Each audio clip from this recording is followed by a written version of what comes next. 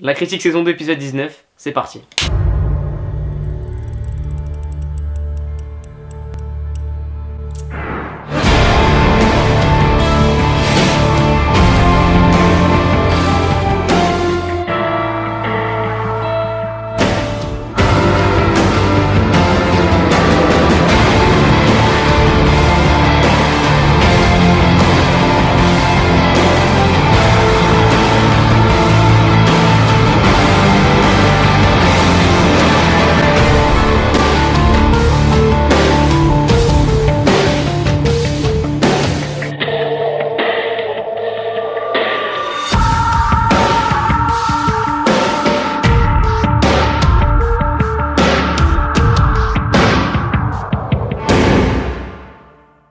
Bonjour à toutes et à tous et bienvenue dans cet nouvel épisode de La Critique, l'émission qui vous présente une série qui vient juste de se terminer, Banshee. Et aujourd'hui j'ai l'honneur de présenter cette série avec Stuart, comme d'habitude, bonjour à vous. Et Vince, je pense que vous me connaissez, vous m'avez vu dans le short football, donc moi j'ai hâte de parler de la série. donc les gars, vous savez ce que vous allez dire ou pas? Oui, je sais ce que je vais dire, vous inquiétez pas. Tout est dans ma tête depuis la saison 1. Et j'ai déjà préparé un peu dans ma tête 2-3 trucs à dire, parce que cette série, il y a de quoi dire. Franchement, je pense qu'il y a largement de quoi dire. Bon bah alors c'est parti. Banshee est une série créée en 2013. Par Jonathan Tropper et David Schickler. C'est une série de nationalité américaine. Le genre, c'est drame, action, thriller. Diffusé sur Cinemax. Ça a une durée de 43 à 59 minutes par épisode. Il y a 4 saisons en tout. Les 3 premières saisons contiennent 10 épisodes, sauf la dernière qui n'en contient que 8. C'est avec Anthony Starr, Ivana Milicevic, Ulrich Thompson, Frankie Faison, Hoon Lee, Russ Blackwell, Matt Servito, Lily Simons, Matthew Roach, etc. etc. Et donc évidemment, le statut de la série est terminé. Nous allons pouvoir passer au synopsis. Tout juste sorti de prison, un homme s'installe à Banshee, petite ville des États-Unis en Pennsylvanie. Il tente alors de retrouver sa vie passée, mais rien ne se passe comme prévu. Voilà pour un synopsis sans spoil. C'est un peu compliqué, mais franchement, ça va. Voilà. Efficace. Ça donne pas envie, mais ayez confiance. Ayez envie. C'est parce qu'il faut avoir envie de regarder Ouais. Banshee. Même si t'as pas envie, regarde. Après, t'auras envie de continuer. Ça fait beaucoup d'envie. Mais passons maintenant au vif du sujet. Bienvenue. Pourquoi regarder Banshee? Non mais sérieusement, moi j'avais pas envie de la regarder. Faut savoir que, pour une petite histoire, tu vois, mon oncle m'a dit pendant des mois et des mois, regarde Banshee, c'est bien. Il m'a fait pareil. Les scénaristes ils sont lâchés, il y a tout ça, c'est génial. J'ai regardé le premier épisode, j'ai pas aimé. J'ai arrêté. Je t'ai parlé, je t'ai dit c'est quoi les séries à savoir, enfin à regarder. Tu m'as dit Banshee, du coup j'ai re-regardé et là c'était parti quoi. Il m'a dit Et- Bates Motel qu'il faut que je continue. Ouais, Bates Motel, ouais, mais sinon, ouais, Banshee, franchement, je voulais pas regarder, j'ai pas aimé, et finalement, une fois que t'es lancé, c'est impossible de s'arrêter, quoi, franchement, c'est addictif comme jamais j'ai vu. Parce qu'en fait, cette série, elle donne tout ce que tu recherches dans une série en fait. Il y a de l'action, il y a de l'humour, il y a de la romance, il y a du moins de 18 aussi. Il y a Job. Du moins de 18. Il y a Job surtout. Il y a tout en fait. Et au niveau scénario, c'est pas juste. Je sais pas comment vous expliquer, ça avance au fur et à mesure et le scénario il est là. Les conséquences font que l'histoire fait que. Et surtout, ça fait que l'improbabilité des actions est très bien ficelée, c'est ça qui est bien. Et en fait, je trouve que quand on regarde des séries généralement qui sont un peu longues, on connaît la psychologie des personnages, mais il y a toujours des blancs que là, les blancs, je les ai pas trouvés, et c'est ça qui est bien en fait. T'as pas le temps de regarder ton téléphone, aller sur Facebook 2 secondes, c'est pendant un épisode, non. Directement il y a quelque chose et c'est ça qui fait accrocher le truc quoi. C'est un long film, je trouve en fait. Ouais. C'est ça. Et surtout aussi, c'est difficilement prévisible ce qui se passe dans la série. Parce que moi, quand je regarde une série, la plupart du temps, bah, juste avant que l'action se termine, je le sais parce que je sais pas, c'est bof. ça, c'est- The Walking Dead sont forts pour ça. Mm. Généralement, moi perso, je trouve dans The Walking Dead c'est assez prévisible, même si c'est une bonne série. C'est pas le sujet du tout. Et genre, alors que là, dans cette série, à part à la saison 4, on vous expliquera plus tard, mais Ouais. c'est. Ouah, enfin, je sais pas, tu regardes et ce qui arrive, tu peux pas t'en douter un peu. Enfin, peut-être à des moments, je m'en souviens plus, mais peut-être que si, mais sinon, en général, en gros, tu peux pas prévoir ce qui va se passer. Et à chaque épisode, en fait, ils te mettent des trucs, et tu fais, waouh, mais ça finit quand? Enfin, c'est fou. Parce que même si à 2 reprises les effets spéciaux ne sont pas terribles, cette série te touche au plus profond de ton âme. J'exagère même pas, sérieusement. Le jeu des acteurs, l'ambiance, la qualité de la réalisation, tout est tellement bien millimétré que cette série te procure des émotions tellement fortes que... Non, sincèrement, c'est... Il faut que je me calme. Non, sérieusement, tu as peur pour les personnages, tu es époustouflé par certains, tu en hais d'autres à un tel point qu'à chaque fois que tu les vois, mais t'as de la vraie haine pour le personnage et pas l'acteur, parce que nous on sait faire la différence, tu vois, on n'est pas... Attends, juste pour te dire, excuse-moi de te couper, quand ils ont fait le making of, l'acteur il disait qu'il avait reçu grave des lettres, des messages de haine, et qu'il disait justement faut détester Chayton mais pas moi, tu vois. C'est ça. Il s'est fait mais démonter par tout le monde quoi. Comme la meuf de... En tant que personne et pas en tant qu'acteur, c'est ça qui est ouf. Comme la meuf de... Game Game of of Thrones, Thrones. CRC. Ouais. Tu vois, reçoit des lettres de menaces parce que... Mais les gens ils sont stupides, ils savent pas faire la différence entre la fiction et le truc, et ça c'est un problème ça. Mais sérieusement, t'arrives à les haïr avec une telle violence que... C'est rare d'avoir un si bon jeu que vraiment t'en arrives à un point si fort que à des moments tu pleures à cause de certaines choses qui se passent. Ah, d'accord. Et à chaque fois quand te remémore la scène, non vraiment c'est trop, c'est un truc de ouf. Bah alors, vous avez pleuré? Et moi, mais Lui, il a mec, pleuré. Moi j'ai... ah, Non mec, mais j'étais au bord de la... promets, ah non, moi ça a coulé mais c'est ouf. Un ruisseau. Et J'étais... toi Quand? Dans la série, Quel moment? n'importe quel moment. C'est un fragile. Mais grave. Je fais comme ça, j'étais en mode, j'étais Non. énervé tu vois, et ça fait... C'est pas le pire d'entre nous. Il y a pire. Qui? C'est un mec qui habite pas loin d'ici, Il a fait qui quoi? a pleuré devant Grey's Anatomy. Non, c'est qui ça? Marvin.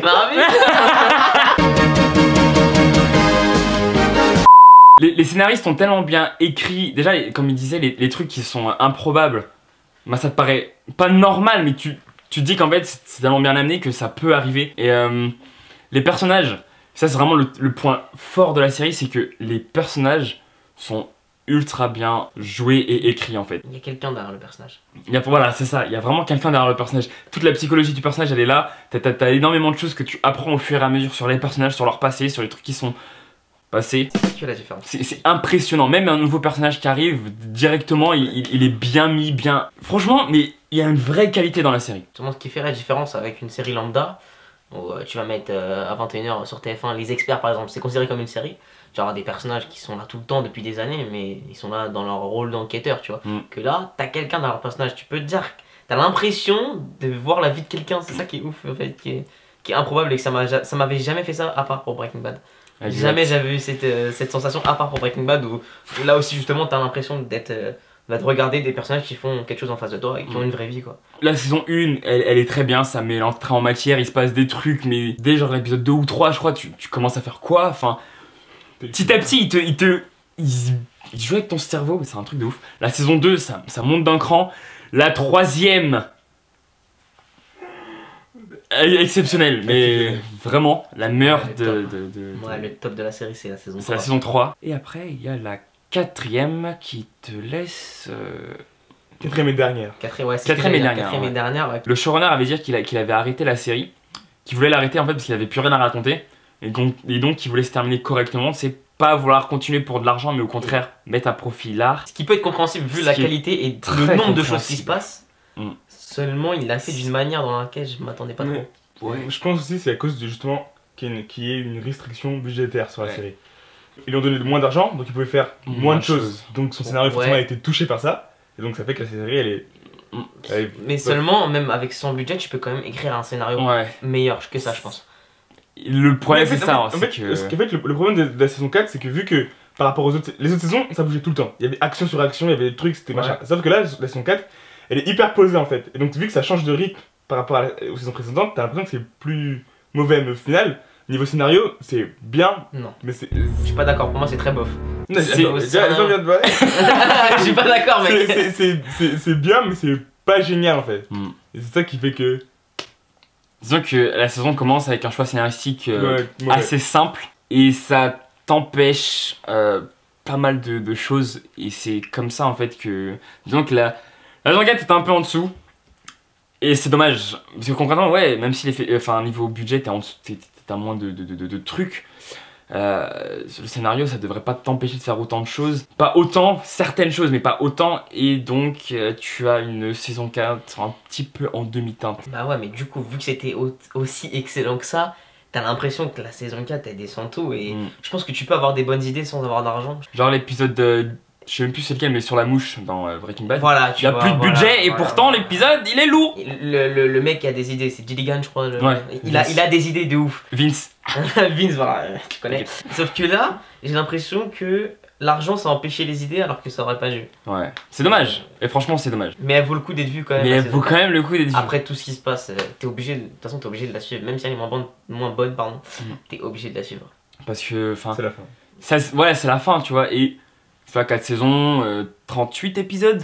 Et Job. Et Job, le personnage, mais waouh! L'un des meilleurs personnages de la série. Ah, c'est vraiment, mais vraiment l'un des meilleurs. Et à dire, alors je suis désolé, mais à dire quand même que j'ai regardé les premières saisons en français et j'ai regardé la dernière en anglais. Et c'est vraiment la première fois que ça me fait ça, j'ai largement préféré la voix française que la voix anglaise sur Job. Personnellement. Ah ouais? Personnellement, ouais. Et Sérieux? j'avais l'impression de pas retrouver le personnage que j'avais vu avant. Et la voix française est vraiment très bonne. Tu as déjà écouté la voix française? Bah non, parce que comme je le dis tout le temps, regardez en VO! Ouais, regardez, ouais, c'est vrai qu'en VO c'est bien. Ouais. Mais alors je peux promettre que la voix française de Job est concrètement excellente. Excellente, ouais, j'ai adoré. Pour vous dire à quel point dans cette série tout est bien calculé, le générique change au fonction des épisodes et au fonction des événements de ce qui se passe dans la série. Et genre, Justement, j'ai pas réussi à capter ça, je cherchais dans les ouais. je cherchais Ah, dans moi le je générique. voyais tellement de trucs. Justement, à chaque fois on cherchait dans le générique et j'arrivais pas à voir ce qui changeait. Et j'arrivais pas, ça m'énervait. Mais j'étais toujours là, mais c'est- Alors déjà, Ouais, quand le générique commence, alors Methodic Doubt, qui sont à la musique de la série, vous êtes mais magnifique. énorme, énorme. Je sais pas si vous avez fait des albums ou quoi que ce soit, mais absolument, je vais trouver, vous cherchez votre travail parce que c'est vraiment très... Le générique, il te met dans l'ambiance et l'artwork de la série.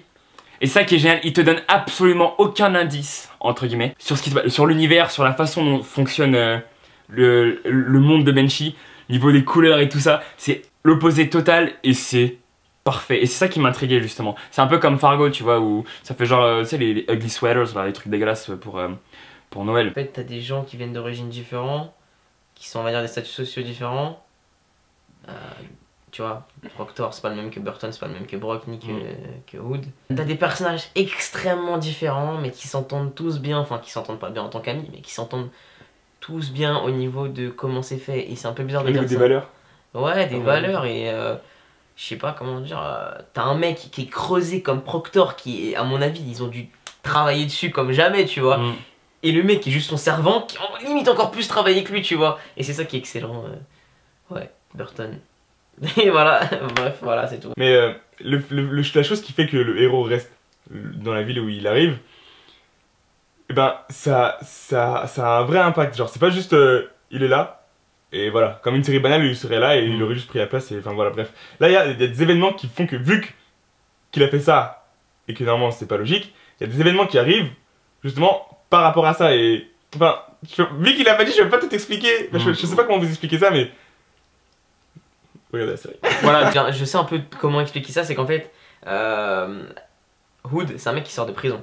Donc tu pourrais dire, c'est une série de baston, il tape, tu vois. Mais en fait, ce qui le fait rester, c'est sentimental. C'est ça le paradoxe en fait. Parce que Tout est bien pensé, en fait. Le gars, il a pas juste laissé le truc de côté. C'est d'ailleurs ça, justement, comme il disait, c'est que rien n'a été laissé au hasard. Et ce qui est bien en fait, c'est que justement, comme il n'y a que 10 épisodes par saison et pas 22, tu n'as pas d'épisode creux où il ne se passe rien. Tout a toujours une conséquence. C'est pas de Flash, il n'y a pas un épisode avec Groot. Groot, je sais pas comment il s'appelle, cette espèce de singe, il sert à rien. Bref, tout ce qui se passe, ça a une conséquence. Ils font pas durer le truc pour rien. Action-réaction, comme dans les choristes. oh, pour la référence, putain, c'est pas du tout en accord quoi. Donc pour ce qui est de la note, combien tu mettrais? Alors, moi perso, tu vois, tu me dis les 3 premières saisons, et j'ai mis 9,5 sur 10. Parce qu'il y a quelque chose pour moi de mieux que cette série. Tu vois, par exemple, je te donne l'exemple de Breaking Bad parce que je suis pas un grand fan de série, j'en ai pas regardé beaucoup. Mais Breaking Bad, c'était mon premier love, tu vois, comme Tony Parker. Ah ouais. Et tu vois, franchement, ouais, tu me dis sur les 3 premières saisons, je te mets 9,5 parce que c'est quasiment parfait. Du coup, je vais passer à 8 avec la 4ème saison parce que, eh ben, on est au top à la fin alors qu'on aimerait bien justement que ça monte encore plus au top. Mais il se passe tellement de choses que c'est compliqué d'aller encore plus au top que la saison 3. Mais le choix scénaristique de la saison 4, pour moi, il est à chier en fait.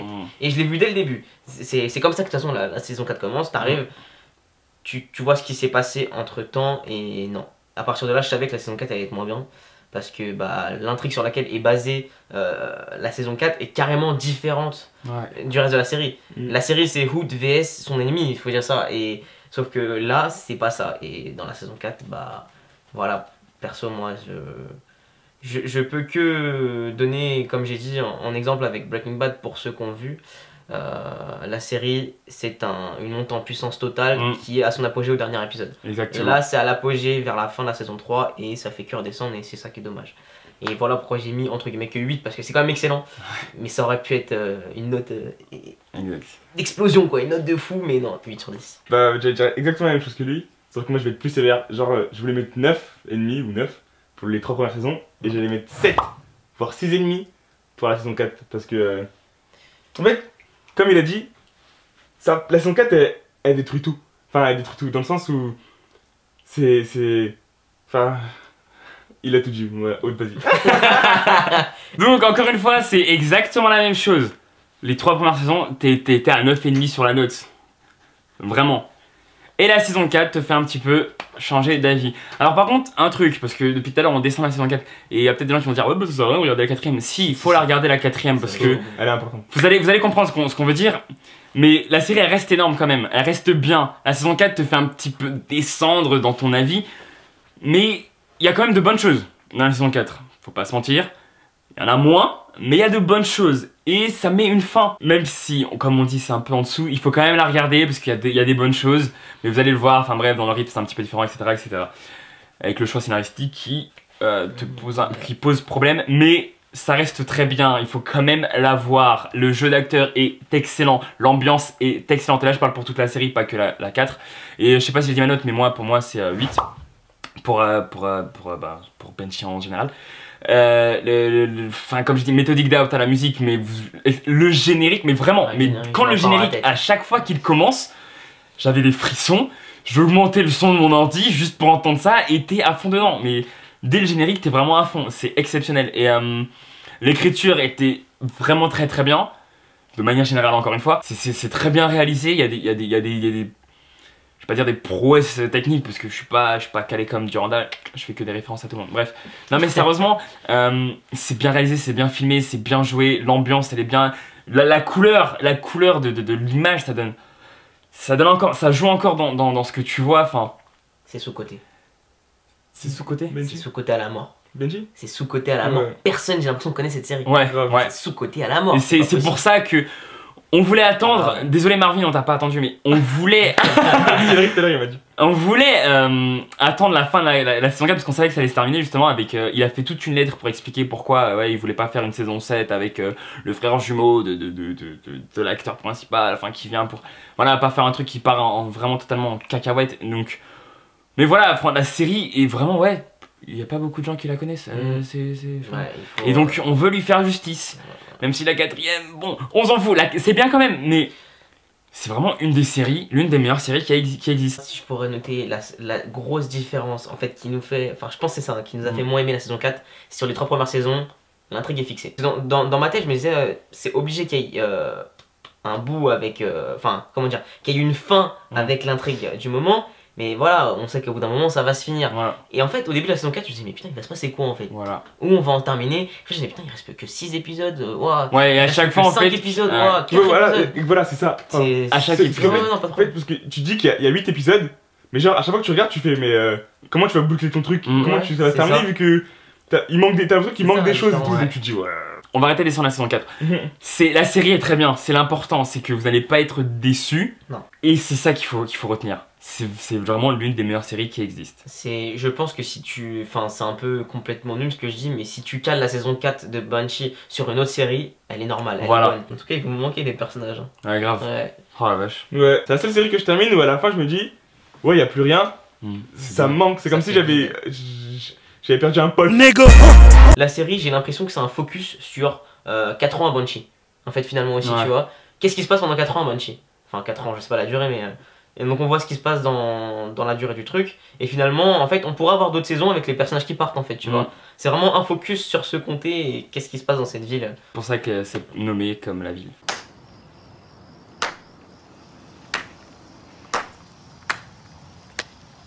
Avec ça, t'as pensé à quelque chose d'autre? Non, j'ai tout dit. Tu mettrais combien toi la note? J'aime pas mettre des notes. Ah putain, t'es suisse. Sur 10. Ouais. Je dirais 8. Ouais. Comme j'ai dit la note, on compare pas avec les autres, mais par rapport aux C'est plusieurs notre critères. ressenti, moi je trouve, la note sur la série. Notre ressenti global. Voilà. Ouais. Donc voilà, c'est tout pour l'épisode 19 de la critique. Regardez Banshee, sérieusement, regardez-la. Il m'a saoulé pendant un mois pour le faire. J'ai fait ouais, j'ai pas le temps. Après j'ai regardé l'épisode 1. Puis les deux. Après j'ai fini 3 jours plus tard, j'avais tout fini. Donc voilà, regardez Banshee. Encore une fois, je vous le redis parce qu'apparemment vous comprenez pas. En VO. Ouais. Vous voyez avec des sous-titres, on s'en fout. Bref. Sinon, je vous dis à la prochaine. D'ici là, portez-vous bien. Allez voir sa chaîne. Clique sur ma tête si tu veux voir ma chaîne. Et Spidey vous aime tous. C'est Marvin, putain, je vais le voir. Ah, il arrive trop tard le coup.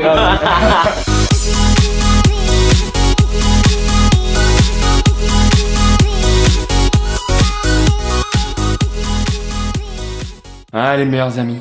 Cette personne avec qui tu fais tout et n'importe quoi. Faut regarder des séries ensemble. Elle t'engraine pour aller à McDo plutôt que de faire de la cuisine. Parfois t'empêche de faire des vidéos ou même de te lever de ton lit. T'as quel genre de relation avec ta meilleure amie, toi?